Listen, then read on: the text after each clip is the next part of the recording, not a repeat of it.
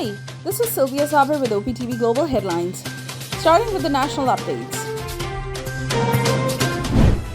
Floods have created concern that Pakistan will not meet its debts.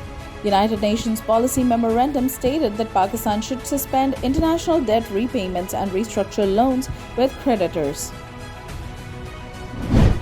The Japanese ambassador to Pakistan called on the Chief of Army Staff General Qamar Javed Bajwa at General Headquarters. The ambassador expressed his grief over the devastation caused by ongoing floods in Pakistan. He offered full support to the people of Pakistan. Islamabad has categorically rejected the notion of any delegation from Pakistan visiting Israel. The Foreign Office spokesperson said that the reported visit in question was organized by a foreign NGO which is not based in Pakistan.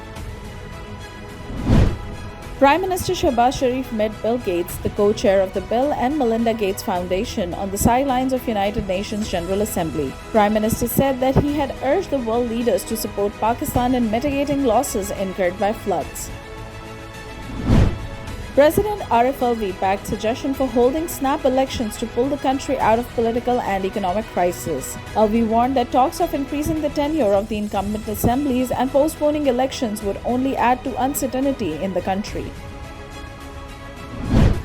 The Accountability Court in Federal Capital suspended the arrest warrants of former Finance Minister and senior PMLN leader Ishaq Dar till October 7. The judge said that once Dar returns to Pakistan, the court will see whether it should revoke his arrest orders or not. Pakistan People's Party leader Sharmila Faruqi has slammed Pakistani actors for not visiting the flood-hit areas. The politician said that despite a catastrophe in the country, Pakistani actors are abroad for an award ceremony. A case has been registered against unknown persons after former Interior Minister Sheikh Rashid complained of receiving threatening calls. Except police, former Interior Minister have informed other relevant agencies about threatening calls. Up next, we have the international updates. The United States has placed Iran's morality police on its sanctions blacklist. The U.S. Treasury has announced the morality police were responsible for abuse and violence against Iranian women and the violation of the rights of peaceful Iranian protesters. The United States seeks closer ties with Delhi as a way of countering China. The United States and India will co-develop drones, a senior Pentagon official said.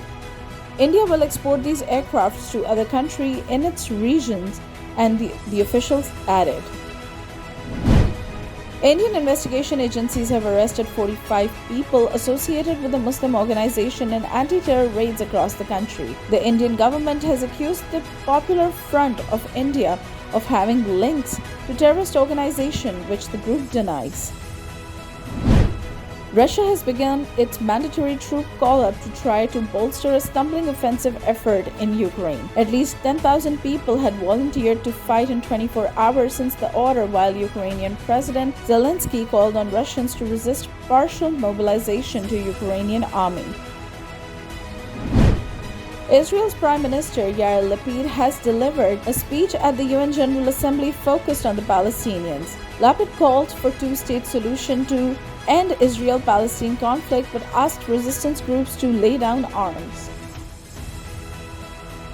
At least 34 migrants died and 14 survived when the boat from Lebanon sank off Syria's coast. Search operations are ongoing in difficult conditions due to rough seas and high winds.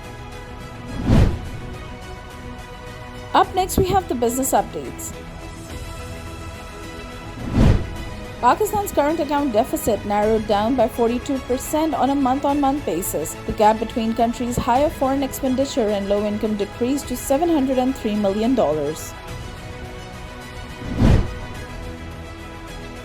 Up next, we have the sports updates.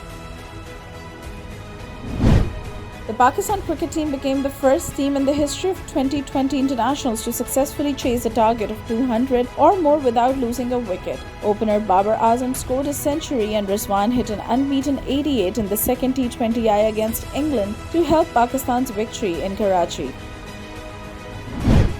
Pakistan skipper Babar Azam broke former skipper Sarfaraz Ahmed's record of winning most T20I matches. Babar Azam achieved this milestone after a historic win against England in the second T20I played at Karachi's National Stadium. Up next, we have the entertainment updates. Renowned Pakistani actress Mahira Khan received love from Bollywood actor Hrithik Roshan. Mahira Khan recently shared her look from the much-awaited film The Legend of Maula Jet, to which Roshan immediately and commented, "Love it." Renowned Zimbabwean Islamic scholar Mufti Menk called Pakistan's tea #1 in the world. The Zimbabwean scholar was in Sindh to highlight the plight of flood victims and raise funds.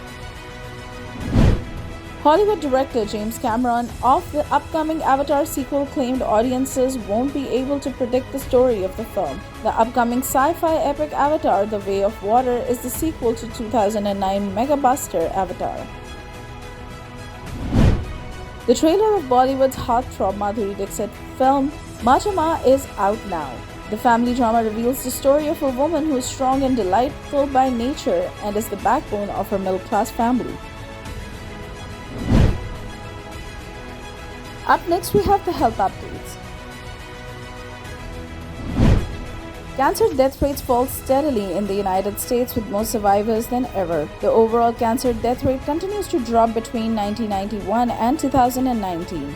American Association for Cancer Research said declines in smoking and improvements in catching and treating cancer early are driving the change.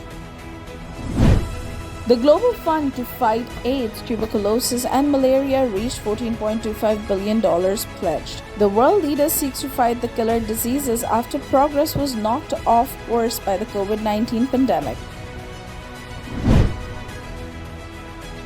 Up next, we have the updates on science and technology. Google launched career certificates to offer flexible learning paths for all Pakistanis. Google has also offered 15,000 scholarships by this year through local partners IRM and Ignite.